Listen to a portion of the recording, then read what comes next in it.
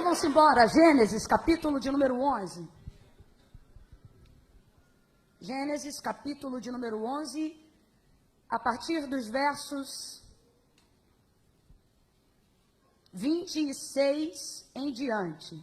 Preste muita atenção. Diz assim o texto. Viveu Terá 70 anos e gerou Abrão. Gerou a Naor e a Harã. São estas as gerações de Terá. Complete aí, por favor, que eu quero que você grave esse nome. São estas as gerações de Terá gerou Abrão, a Naor e a Harã. E Harã gerou a Ló.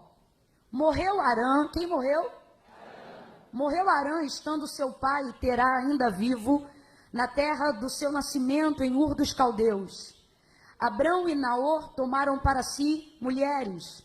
O nome da mulher de Abrão era Sarai, e o nome da mulher de Naor era Milca, filha de Harã, pai de Milca e de Isca. Sarai era estéril e não tinha filhos. Tomou Terá a Abrão, seu filho, e a Ló, filho de Harã, filho de seu filho, e a Sarai, sua nora, mulher de seu filho Abrão, e saiu com eles da terra de Ur dos Caldeus para ir à terra de Canaã. Para ir a qual terra, gente? Ok. Mas chegando em Harã, habitaram ali. Chegando aonde, gente? Isso, habitaram ali. E foram os dias de Terá 205 anos, e morreu Terá em Harã. Então vamos lá, gente, para ficar bem claro. Terá morreu aonde? Verso 1 do capítulo 12. Ora, o Senhor disse a Abrão: sai da tua terra, da tua parentela e da casa de teu pai, para a terra em que eu te mostrarei. Verso 2. Farei de ti uma grande nação e te abençoarei, e engrandecerei o nome, e tu serás uma bênção. Eu abençoarei os que te abençoarem, e amaldiçoarei os que te amaldiçoarem, e em ti serão benditas todas as famílias da terra. E você diga amém por essa palavra. Diga graças a Deus. Pai, no nome de Jesus, eu oro agora com a tua igreja e te suplico, ó Pai, que tu fale conosco, Senhor, que tu entre em áreas que precisam de uma instrução específica, aonde há dúvida e aonde há confusão no entendimento, no que tange a mente, ou seja, na emoção, no que tange a alma. A tua palavra é mais poderosa do que qualquer espada de dois gumes, e penetra até a divisão da alma e do espírito, juntas e medula, e é apta para discernir os pensamentos do coração, da mente. Ah, Senhor, a tua palavra é poderosa para entrar aonde o medicamento não entra, aonde o conselho do amigo não faz mais efeito. É por isso que no nome de Jesus nos reunimos aqui nessa noite de quinta-feira para adorar o nome daquele que tem o poder de dirigir a nossa vida e de determinar as coisas que precisamos viver pelo poder da sua palavra. Não a nós, Senhor, como já cantamos aqui, que nós diminuamos e que o Senhor cresça, que nós nos constranjamos e que o Senhor apareça. Manifesta a tua glória pelo poder da tua palavra, desde o mais alto no canto da galeria, aonde no mais baixo, perto da porta de saída do templo desta casa, seja na casa de alguém agora ou no lugar de trabalho, através deste ao vivo, alcança essa pessoa com o poder da tua palavra, e que através dela esta semana ainda, mesmo sabendo que só temos quinta, sexta e sábado antes de encerrar a semana, mas eu te peço nesta quinta-feira, que nesta semana ainda, que esta semana ainda, esta palavra venha trazer o rumo e o norte que aponta o destino do Senhor para a nossa vida. Glorifica, glorifica, glorifica, glorifica, glorifica o teu nome nesta noite. Em nome de Jesus nós oramos e cremos assim, no nome de Jesus. Quem concorda, diga amém. Oh, amém. Eu vou contar de 1 a 3. No 3, você vai liberar uma palavra que determina o rumo profético daquilo que nós acreditamos que o Senhor nos reuniu aqui para ouvir nesta noite. Quando eu disser 3, não fala como quem está cambaleando, não. Fala na certeza da fé no Filho de Deus, tá bom? Quando eu disser 3, vire-se em direção a alguém e diga para essa pessoa, você vai muito além. Calma que eu não contei até 3 ainda. No 3, se souber estar lá dentro, que não é todo mundo que sabe, tem gente que está assim até hoje. Mas para quem sabe, igual quando a gente é criança, que a gente diz, muito. Quando eu disser 3, você diz, você vai muito. Mas isso aqui significa, é tanto que não dá para contar. Quem está entendendo, diga amém. Quem já está recebendo, diga glória a Deus. Prepara, no 3 você vai dizer isso para essa pessoa. Você vai muito além do que você imagina. É 1, é 2, é 3, vá! Muito, aqui ó, muito além. Eita glória, muito além. Deus me trouxe nessa noite para dizer, você vai além, você vai além. Você vai além, porque os meus planos são mais altos. Meus caminhos são mais elevados. Você vai além, muito além.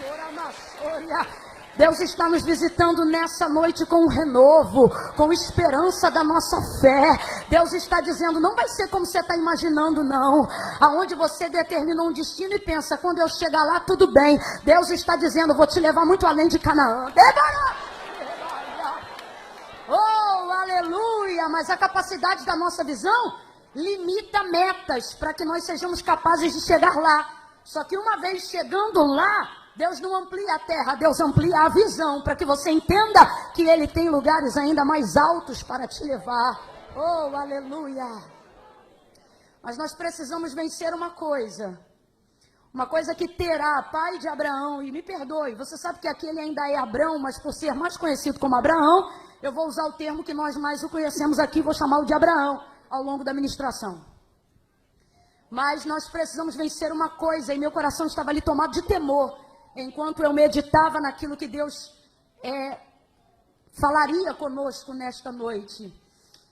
Porque nós precisamos vencer uma coisa que Terá, pai de Abraão, não conseguiu vencer. E não falamos isso a fim de julgá-lo, falamos isso a fim de compreender a fragilidade e a limitação de cada um. Ninguém é obrigado a ir além de onde não se pode.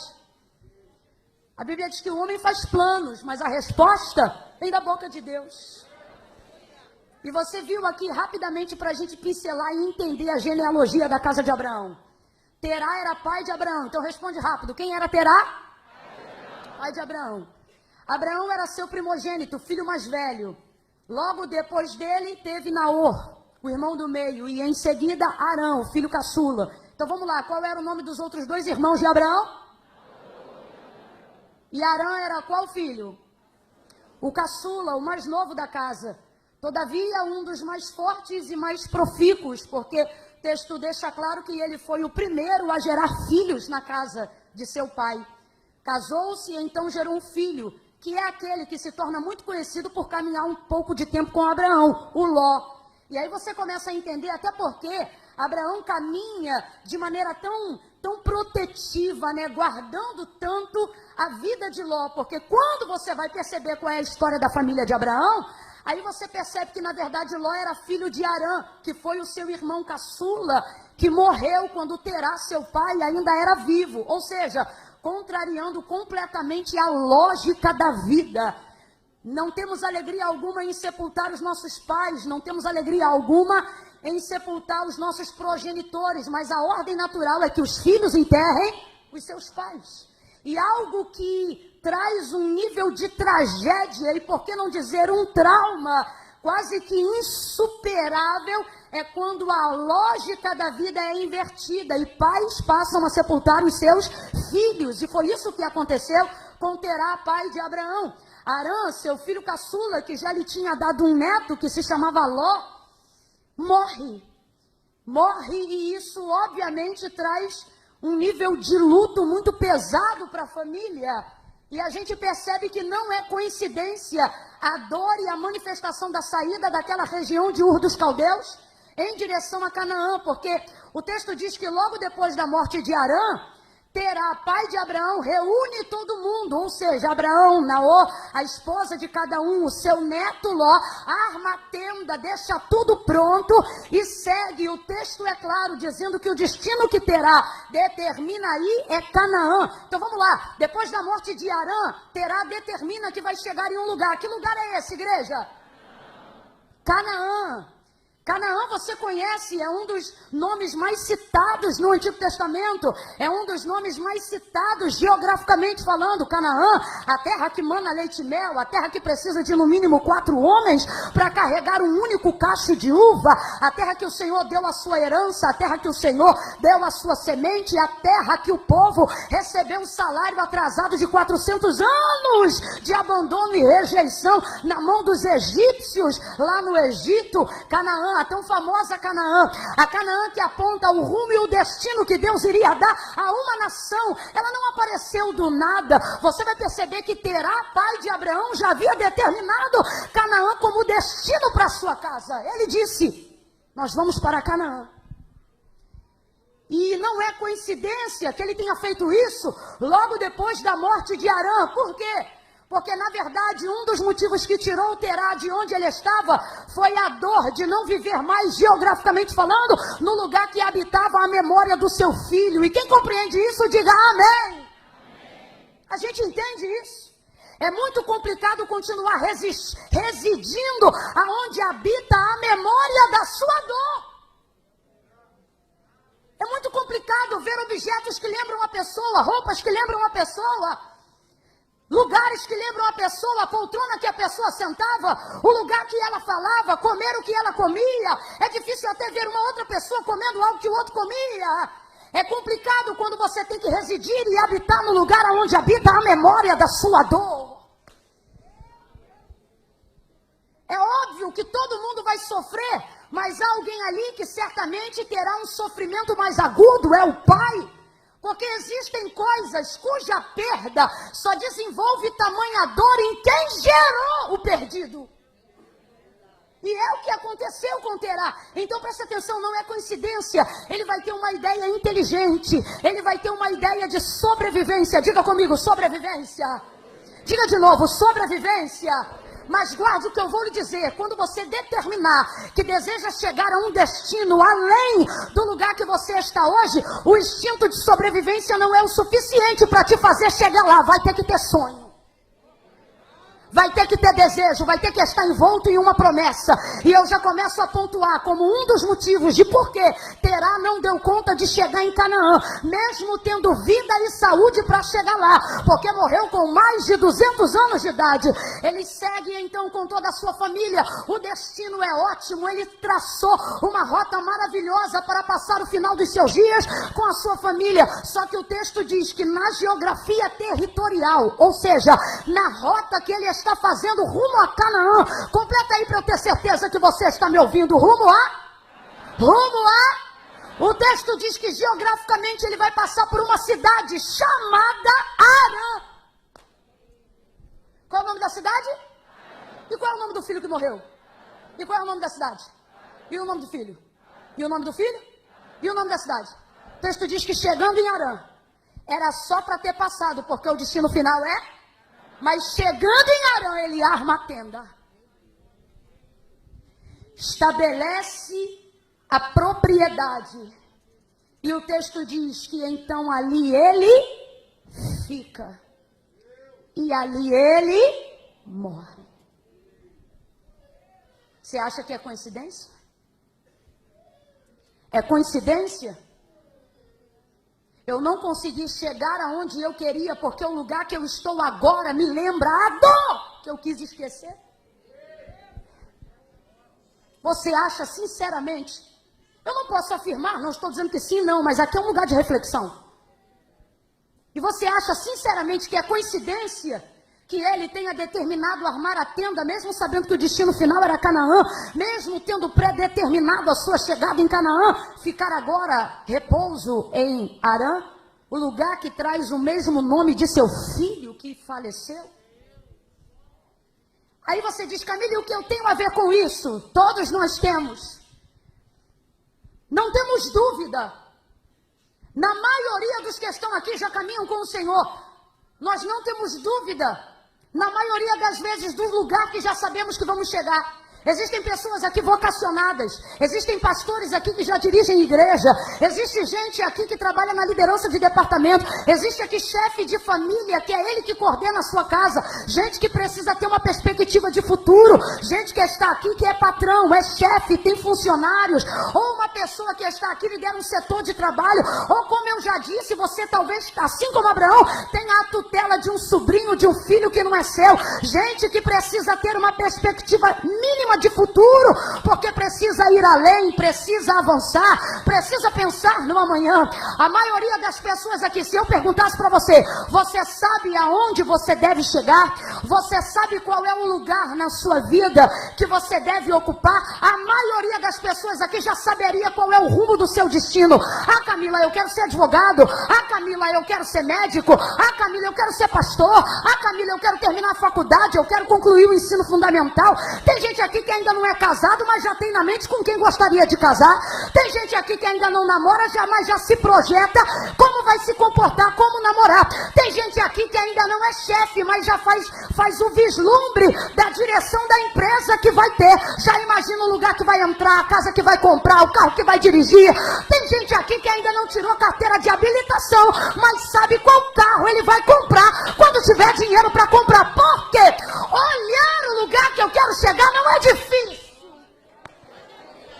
Ter uma projeção de onde eu sei que posso estar, ter uma projeção de onde sei que Deus quer me levar, ter uma projeção do sonho que eu sonhei, não é difícil. O que é difícil? O difícil é o trajeto que se faz entre você e o lugar da sua habitação. Então perceba, na maioria dos casos e na maioria das vezes, não esmorecemos no meio do caminho porque não sabemos para onde ir, mas porque enquanto estamos indo para lá, passamos por lugares que vão desafiar áreas da nossa vida que a gente não imagina. Passamos por circunstâncias e situações que vão tocar em áreas da nossa vida que a gente já tinha dado por resolvido. É babado.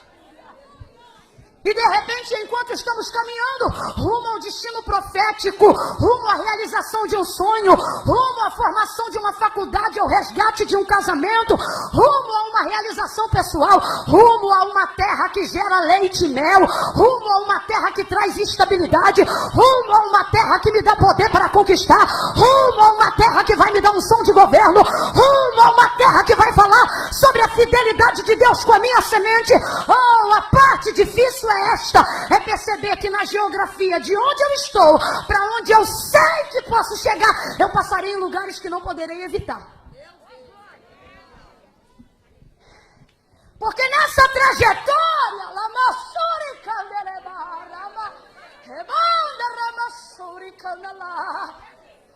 nessa trajetória vão aparecer coisas que não estão no mapa. Nessa trajetória vão aparecer coisas que o Waze não atualizou, que o Google Maps não falou. Nessa trajetória, a quimioterapia não vai mandar um telegrama. Nessa trajetória, alguém que vai morrer não vai mandar uma prévia. Nessa trajetória, o baú da memória do passado pode ser vasculhado em terras que eu não conheço, mas que vão falar do que eu já vivi. Quando Terá pisa em Harã, isso traz para mim nessa noite a reflexão de que entre o lugar que eu estou até o lugar que eu quero chegar, o problema não é saber aonde eu quero chegar, o problema é conseguir romper os desafios das terras, das cidades, das pessoas, das circunstâncias, até que eu consiga chegar lá. Mas há de Deus uma atmosfera profética. Oh, Camila, por que você está pulando? Porque eu não aguento ficar quieta quando transborda em mim a unção de algo profético. E Deus está dizendo, olhe para alguém agora e diga, mas você vai chegar. Você vai chegar. Você vai chegar onde seus pais não chegaram. Você vai chegar onde algumas pessoas desenharam planos, mas não chegaram. Oh, meu Deus do céu. Oh, meu Deus do céu. Pastor Gesiel Lima, seu pai curou centenas. Deus, através da sua vida, vai curar milhares. Eu estou aqui declarando sobre a geração de filhos que estão ouvindo esta palavra. Davi deixou preparado, mas quem construiu foi Salomão. Deus está dizendo: eu não vou negligenciar o destino que seus pais deram, mas eu vou dar a você a capacidade de chegar lá e de passar por terras que eles ficaram estacionados. Olha para alguém aí agora e diga: você vai chegar. Você vai chegar, ministre. Diga: você vai chegar.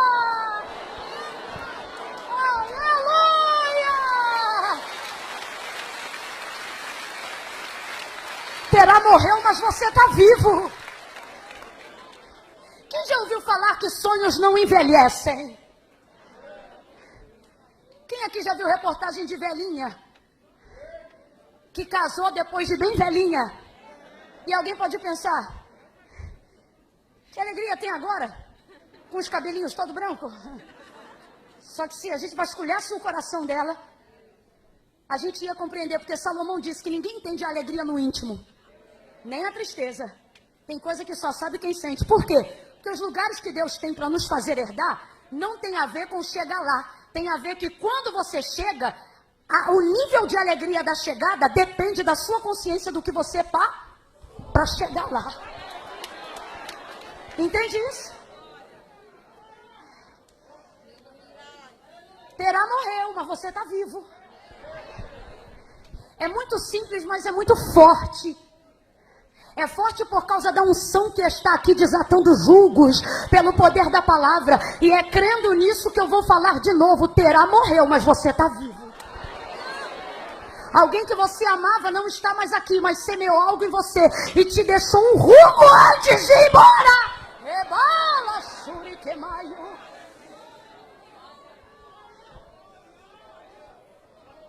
Você não vai poder carregar a geografia dessa dor muito tempo. Tem gente de verdade que entra em alguns lugares e dizem: eu nasci aqui, vivi aqui, vou morrer aqui. Mas Deus está dizendo: eu estou te chamando para ascender a geração que virá depois de você. Ele parou no lugar da sua dor e ali ele ficou. Ali ele ficou, ali ele viveu. E o texto diz que ali ele também morreu. Mesmo consciente de que o desejo de sua chegada era Canaã.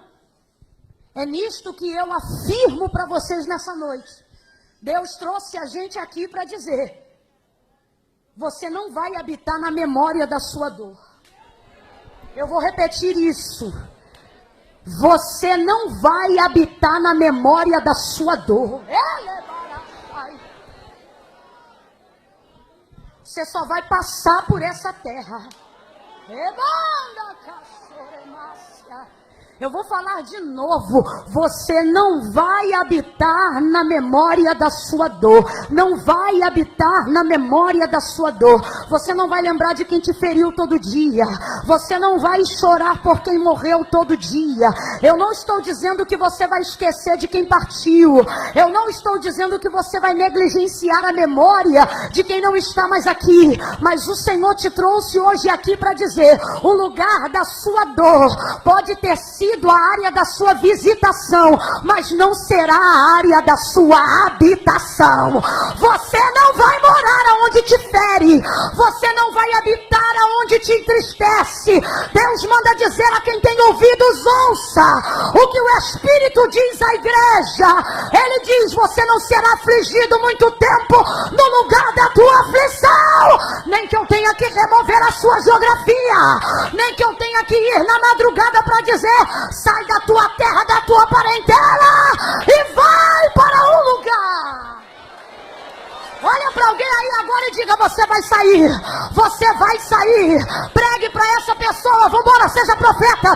Galerinha, vira para alguém aí do teu lado e diga: você vai sair. Você vai sair. A memória da tua dor não vai te ter por muito tempo. A memória da tua dor não vai te abraçar por muito tempo.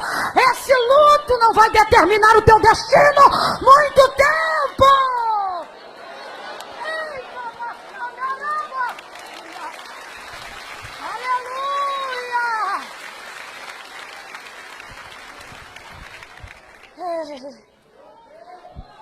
Há dores que devem ser respeitadas.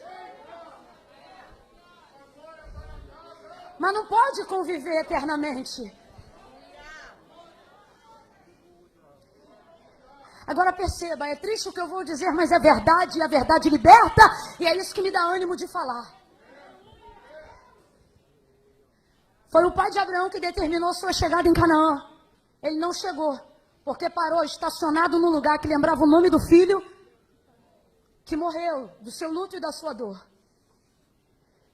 Mas mesmo assim o texto afirma, e a gente lê ainda antes de encerrar, no verso 8, se não me engano, que Abraão chegou. Oh, alguém me ouviu, aleluia. Abraão chegou. Agora perceba, é muito ruim perder na viagem quem estava indo contigo para o mesmo lugar. Agora perceba que a perda seja de Arã, porque preste atenção, Terá perdeu Arã, mas Abraão perdeu Arã e Terá. Existem lugares mais longínquos que Deus determinou para pessoas mais resistentes. Agora ouça isso. Abraão perdeu Terá, Abraão perdeu Arã, mas mesmo assim chegou em Canaã. Terá pessoas que começam na caminhada com você. Camille, aonde que começa a dificuldade e o desafio da geografia em direção ao milagre? Quando eu percebo que quem começou caminhando comigo não estará mais comigo na caminhada. E ao invés de Deus dizer, descansa, Ele diz, vem e caminha. É complicado quando Deus não altera a rota do destino só porque você não tem mais a caravana que tinha. É complicado quando a caravana muda, mas o destino não muda. É complicado quando as pessoas mudam, mas o destino não muda. Quem está entendendo começa a aplicar isso na própria vida. Bota essa mente para funcionar. É complicado quando o ciclo de amizades muda, mas o destino é o mesmo. É complicado quando o ciclo de relacionamentos muda, mas o destino é o mesmo. É complicado quando em quem você se apoia muda, quando os esteios da sua vida mudam, quando os amigos da sua vida mudam, quando os parentes da sua vida mudam. É complicado quando tudo muda e você pensa, se mudou a circunstância, Deus vai mudar o destino. É complicado quando Ele diz, a circunstância da tua vida não muda o destino que eu determinei da tua chegada. Então continue caminhando. Aí Ele chega para Abraão e diz, sai. A primeira palavra que manifesta a identidade de Deus quando se revela a Abraão não é vai, a primeira palavra é abre essa boca, finge que está expulsando um demônio e fala com autoridade. A primeira palavra é até caiu uns 20 agora. Mas vamos lá, no caso de Deus e Abraão, a primeira palavra que Deus manifesta a Abraão está num verbo de caráter imperativo. Ele diz, sai. Meu Deus. Porque às vezes nós estamos na memória da nossa dor. E a gente pensa, quando Deus me der uma direção, eu saio daqui.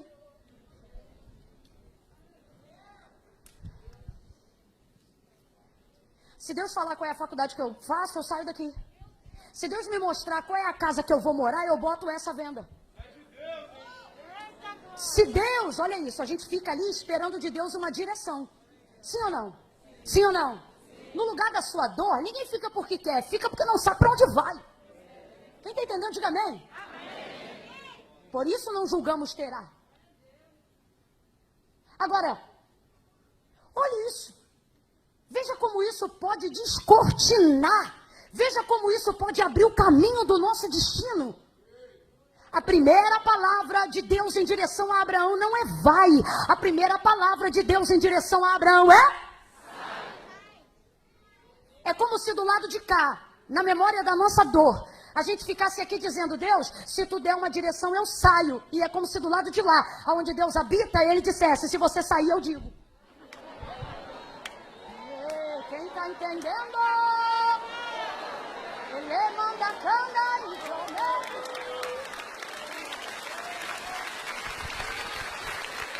É como se todas as vezes, no lugar da nossa dor, a gente esperasse de Deus um vai. Deus, vem aqui e me manda ir. Deus, vem aqui e me leva. Deus, vem aqui e me tira. Deus, vem aqui e me resgata. Deus, vem aqui e me aponta o caminho. E é como se Deus dissesse: sai daí que eu te resgato. Sai daí que eu te aponto um caminho. Sai daí que eu te dou um destino. Tem muitos profetas que precisam ouvir isso nessa noite. Tem gente que está em casa agora que precisa ouvir isso nesse momento. Você é um Elias vivendo os dias de zimbro no seu ministério. Amargura, dor, tristeza. Você está como ele, no caminho da caverna e pensando: eu não sou melhor do que os meus pais, eu não vou além de onde eles foram. Mas o Senhor está nessa noite profética, na quinta-feira da vitória, e ele te trouxe aqui para te dizer: você entra na caverna achando que eu vou te tirar da caverna, achando que eu vou te dar direção na caverna? Não. Olha os sinais de Deus essa semana. Esse é o primeiro sinal, essa palavra. Deus vai começar a permitir vento forte soprar. Deus vai começar a permitir fogo aparecer. Deus vai deixar pedra rachar, igual fez antes de se revelar a Elias. Aí o que Elias fez? Elias não sai quando o vento sopra, também não sai quando o fogo desce, porque quem conhece a voz de Deus sabe aonde ele está. Aí ele vai ouvir uma voz mansa e delicada. Nessa altura o texto diz que ele já está com a capa cobrindo o rosto. Aonde, irmãos? Na entrada da porta da caverna. Deus vai dar para ele uma direção ministerial, sim ou não? Vamos lá, meu povo, sim ou não? Mas antes da direção vir, a primeira palavra que sai da boca de Deus em direção a Elias é: sai desta caverna, ponte de pé neste monte, porque eu falarei contigo. Você diz: Deus, se o Senhor me der uma direção eu faço. E o Senhor está dizendo: ei, se você me obedecer, considere feito, mas sai primeiro. Sai.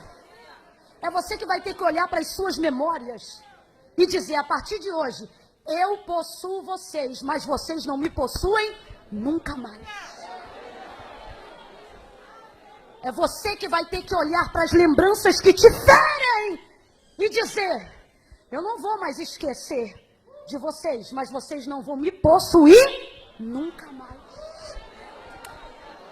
Comece a entender agora. Porque Deus vai exteriorizar do lado de fora da vida e da realidade de Abraão uma obra que Abraão precisou permitir acontecer primeiro do lado de dentro, acerca das suas memórias. Ou seja, aquilo que ele era capaz de setorizar do lado de dentro, de neutralizar do lado de dentro, ia dar a ele a força que ele precisava para largar o que fosse do lado de fora. Quando você não consegue abrir mão, seja de lugares ou de pessoas dos quais Deus já disse: sai. O problema não é abrir mão do lado de fora, o problema é porque ainda está apegado aonde? Aí você diz: eu não ligo para isso. E às vezes não liga mesmo. O problema é o quanto as suas emoções ligam para isso. Por exemplo, existem coisas que Deus ameaça, que vai tirar de nós, mas na verdade depois nem tira. Ele fez isso com Abraão uma vez mais, depois que Isaac já era nascido, mais de 25 anos depois desse encontro, muito mais. Lembra quando ele disse: Abraão, me dá o teu filho, o teu único filho, a quem tu tanto amas. Aí Abraão vai subir, vai preparar tudo para sacrificar Isaac. Quando ele está prestes a sacrificar o seu único filho, Deus deixa claro que a prova que ele estava colocando a Abraão era para saber o quanto ele amava ao Senhor. Agora preste atenção: o Senhor onisciente, criador do universo e de tudo que nele existia, não sabia quem era Abraão? Sabia ou não sabia? Não sabia o que Abraão já ia fazer antes de fazer? Não sabia quem Abraão ia escolher antes de que fosse escolhido? Sabia ou não sabia, gente? Não tenha preguiça de responder. Sabia ou não sabia? Mas então por que fez Abraão passar essa prova? Porque tem coisas que Deus já sabe, mas ele nos faz passar a prova não para ele saber, para que nós saibamos o que nos possui e o que não nos possui. Então preste atenção, quando Abraão ia sacrificar Isaac, a voz de Deus bradou dizendo: não, faça isso. Agora eu sei que tu temes a mim. Aí eu te pergunto de novo, mas Deus já não sabia? Sabia ou não sabia? Mas era Abraão que precisava saber. Lembra quando ele chamou a samaritana e disse assim, traga-me aqui o teu marido? Jesus sabia ou não sabia que ela não tinha marido? Sabia ou não sabia? Mas mesmo assim disse, traga ele aqui. Por quê? Porque ele sabe que ela não tem. É ela que precisa admitir que não tem. Tem coisas que a gente, enquanto não bota para fora, do lado de dentro, a gente gera a impressão de que aquilo possui.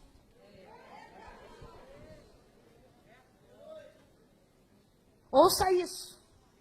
Agora o Senhor aparece a Abraão na memória da sua dor, da casa de seu pai, da casa de seu irmão mais novo. Na memória de seu irmão mais novo. E diz assim para ele, sai! E aí agora você começa a entender que não é só uma questão de terra do lado de fora. É uma questão de posse do lado de... Vai ouvindo isso aí. Volta para o sacrifício de Isaac para você entender. Quando então ele estava prestes a matar o menino, a sacrificar o menino, Deus bradou. Agora você vê. Isso significa que obviamente Deus não ia aceitar. Deus não ia fazer aquele sacrifício. O único sacrifício de morte humana que ele recebeu foi o que ele mesmo fez. Não tem Deus como o nosso Deus. Os deuses dos outros pedem os outros. O nosso Deus entrega a si próprio. Agora veja, no caso de Isaac e Abraão, olha isso, olha o que a gente percebe. Não é Deus dizendo, mata do lado de fora. É Deus dizendo, desapega do lado de... E eu livro do lado de fora. Então o que Deus estava mostrando ali nessa entrega de Isaac e de Abraão? Que na verdade, se o coração estiver desprendido daquilo que você possui, Deus não tirará aquilo de você. Quem está acompanhando o raciocínio, diga amém. Ou não foi esta a lógica do sacrifício? Foi, porque o próprio Deus disse, agora sei. Como quem diz, agora você sabe também o lugar que eu estou, o lugar que eu não negocio, e sei que você me teme. É Deus dizendo, não precisa mais matar do lado de fora, porque você já corrigiu os lugares do lado de... Primeiro Deus, depois Isaac. Quem entendeu, diga amém. Agora volta para Abraão, Gênesis 12, Deus diz a ele, sai da tua terra. Agora para raciocinar.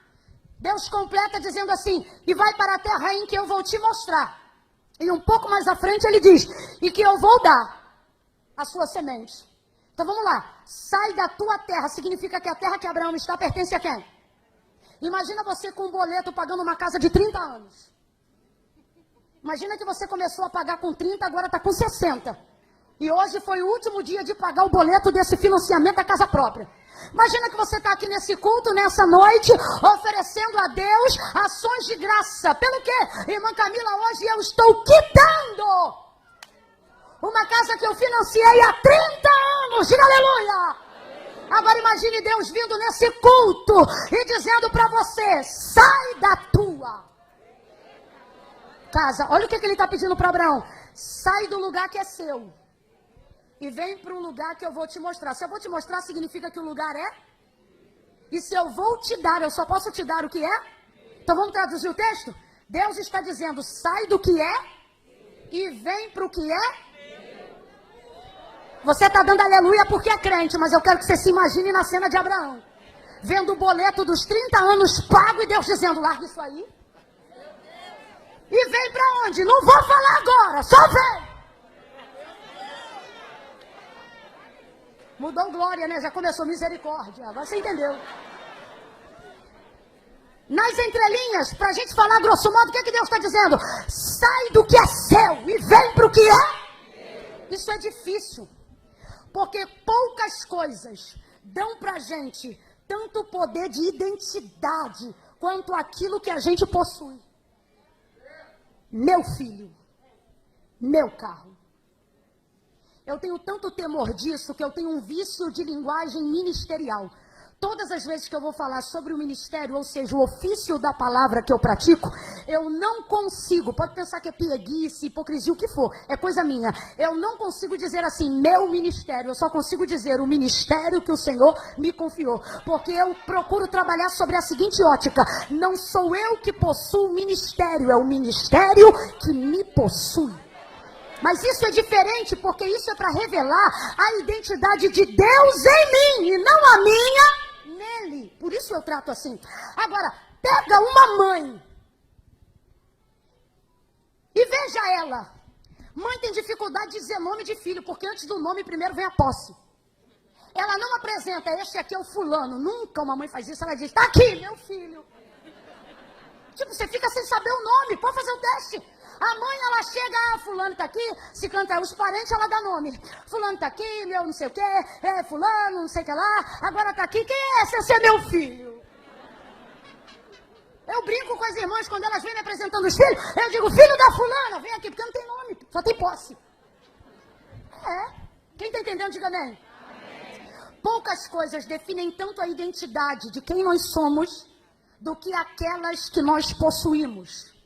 Normalmente as coisas que possuímos dão para nós o governo, a clareza da identidade de quem nós somos. Preste atenção nisso. Agora Deus está pegando uma coisa que é de Abraão. O que? A terra. Complete aí, eu já estou encerrando. O que? Abre a boca, crente. O que? Calma que tu ainda vai pegar um pedacinho. O que? A terra. A terra.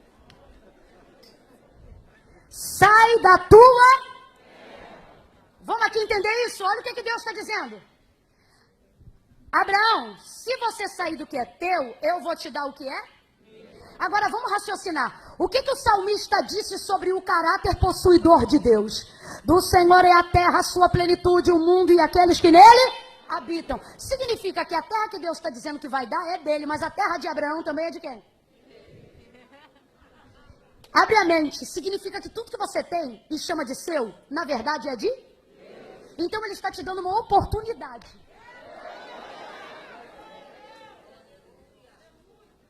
De que seja entregue diante dele aquilo que na verdade ele já possui. Mas para não roubar de ti a identidade do que você construiu. Para não negligenciar o tempo do seu cuidado, para não rejeitar o tempo da sua entrega, do seu pagamento, do seu cuidado com seus filhos, do seu labor com a sua empresa, ao invés de tomar, ele diz, dá. Ou deixa. E vem para o que é meu. E o que é seu, você não vai saber agora. Mas só que tem uma garantia. Qual? Eu não sei o que é, mas eu sei que será. Porque ele não é homem para que minta, nem filho do homem para que se arrependa.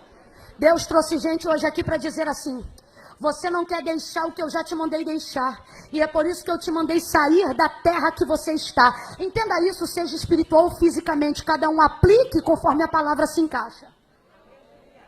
E você não quer sair daí. Só que o Senhor está dizendo duas verdades. Primeiro, na verdade isso não é seu só porque você está aí. Porque tudo que você tem pertence a mim. E a segunda coisa, aquilo que você estiver disposto a deixar é o que mais Deus vai te dar. Deus deu a Abraão um filho, muitas promessas e um legado espiritual que repousa sobre nós até o dia de hoje. Mas fisicamente falando, nenhum homem possuiu tanta terra quanto Abraão, nem Jó. Nenhum homem teve tanta possessão territorial quanto Abraão. A coisa com Abraão foi crescendo a tal ponto que por fim Deus já não dizia, pisa com a tua perna ou toma com a tua mão. Por fim Deus dizia, levanta a cabeça, olha para a banda do sul, para a banda do norte, para a banda do oriente e para a banda do ocidente. Aí ele diz, porque aonde você puder ver, eu vou dar essa terra por possessão a você e a sua semente. Olha o que Deus está dizendo para Abraão. Abraão, eu vou te dar tanta terra, tanta terra, tanta terra, que aonde o teu pé não pisar, o pé dos teus filhos vão pisar, os filhos dos teus filhos vão pisar, e assim vai ser necessário para que essa terra seja tomada por ti. Ele diz, conta as estrelas se é que as pode contar. Ele disse, assim como alguém não pode ter a conta dos grãos de areia que povoam o mar, assim eu vou multiplicar a tua descendência e vou dar a ela uma terra. Completa e grita bem forte para a gente encerrar junto. Eu vou dar a ela uma terra. O que Deus mais deu a Abraão, fisicamente falando, foi terra. Agora vai ver por quê. Ninguém que se há registrado no texto sagrado peregrinou andando mais de 25 anos até uma promessa cumprir. O que isso significa? Significa que ele chegava numa terra, Deus dava a terra para ele. E depois ele morava ali, porque Deus permite com que algumas pessoas cometam alguns erros. Não para a gente repeti-los, mas para a gente jamais cometê-los de novo. Ele nunca estacionou posse na terra do lugar que ele recebia. Ele recebia, erguia um altar. Depois que o altar erguia, ele pegava as coisas dele e ia para outro lugar. E o texto diz, verso de número 6. Perdão. Verso 9. Depois continuou Abraão. Depois de quê? Depois de chegar em Canaã. Depois de quê? Depois de pisar em Siquém. Depois de quê? Depois do Carvalho de Moré. Depois de quê? Depois de Betel. Depois de quê, Camila? Depois de seguir ao Oriente. O texto diz que ele foi indo. Aí olha como está escrito o verso 9, gente. Depois continuou Abraão. Diga comigo, continuou. Diga forte, continuou. Diga assim, depois. Diga depois. Continuou. Tem gente que depois, não vem o depois, porque ele para no depois. Depois que acabar isso eu descanso. Depois que acabar isso eu paro. Depois que o Abraão não, depois disso eu continuo. Depois disso eu continuo. Depois disso eu vou mais um pouco. Depois Abraão seguiu o seu caminho. Olha que coisa linda, gente. O verso diz assim, olha, e foi seguindo sempre. Mag, corre aqui, rapazes, corre aqui. Mas é para correr, vambora. E foi seguindo sempre. Diga agora para fechar o que você disse quando iniciou. Olha para quem está do teu lado e faz de novo. Diz, você vai muito além. Você está achando que... Você está achando que leite e mel vão me seduzir? Você está achando o quê? Que depois que eu conquistar a casa própria... eu vou parar de trabalhar ou de fazer o que eu fui chamada para fazer? Eu não faço o que faço pela terra. Ouça isso, igreja. Quem me ouve, diga amém. Sai da tua terra e vem para essa terra que eu vou te mostrar. Aonde ele pisava, Deus dava. E aonde Deus dava, ele saía.